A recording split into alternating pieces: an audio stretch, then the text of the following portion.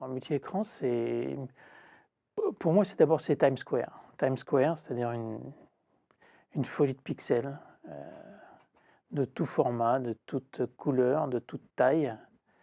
C'est à ça que ça fait penser le multi-écran.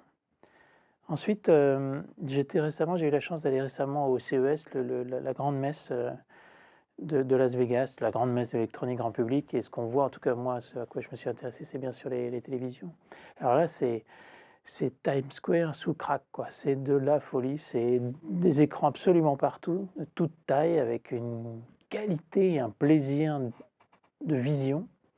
Je crois que le multi-écran, c'est cette multitude d'écrans qui sont en train d'envahir nos vies. J'entendais récemment un patron de fabricant de télé, alors évidemment c'était son intérêt, mais enfin il pensait qu'on est aujourd'hui à en moyenne un écran par foyer, il espère en mettre 10.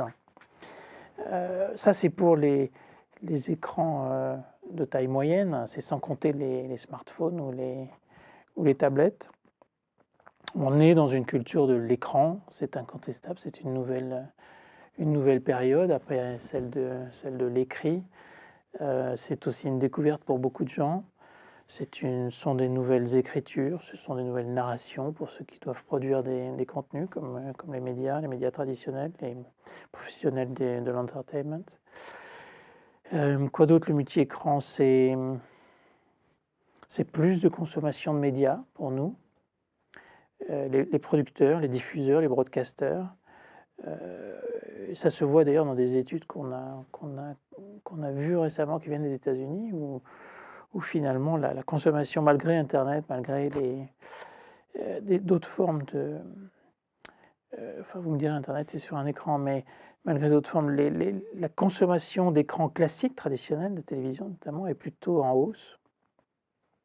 Et on s'aperçoit que cette magie cette mode, cette incroyable tendance du multi-écran, parce que je crois que vous êtes sur quelque chose qui se traduit par des contenus qui passent du smartphone à la tablette et à la télévision. C'est une réalité, c'est en train de se propager. J'utilise de temps en temps cette métaphore des médias liquides, des médias qui sont devenus liquides, qui passent sans friction finalement, de manière assez facile d'un média à l'autre. Alors ça paraît facile d'avoir des contenus qui passent d'un média à l'autre. En fait, c'est techniquement extrêmement difficile parce que les formats, les standards ne sont pas les mêmes. Mais c'est ce qui va arriver, c'est la demande. Les gens veulent des contenus, veulent de l'information, du savoir, de la communication par ces écrans à tout moment de la journée, où qu'ils soient, à leur souhait. Et donc, à des moments différents de la journée, on est avec des écrans différents, que ce soit en mobilité, que ce soit chez soi ou au travail. C'est assez simple d'imaginer à quels écrans on pense. Et donc, il va falloir faire couler ces contenus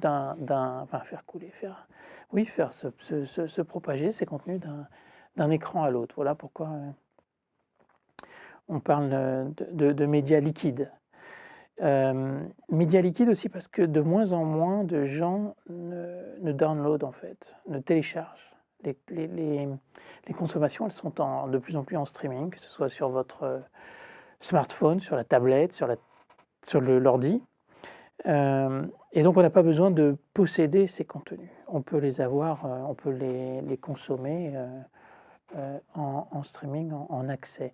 Et donc la problématique, en tout cas le problème numéro un n'est pas tellement les capacités de téléchargement, mais bien plutôt l'accès. Donc comment on accédera à ces contenus, comment on va y accéder, comment on va pouvoir être en capacité d'être en connexion, figurent parmi les gros problèmes qui sont devant nous, qui sont devant les constructeurs de soft, de hard, devant les diffuseurs, devant les broadcasters. Voilà, des médias liquides, et puis j'ai envie de dire presque gazeux des fois, puisqu'on va avoir recours au cloud. Et donc c'est de plus en plus insaisissable. Ce sera de moins en moins sur les disques durs, de moins en moins dans les appareils, de plus en plus dans les nuages. Voilà.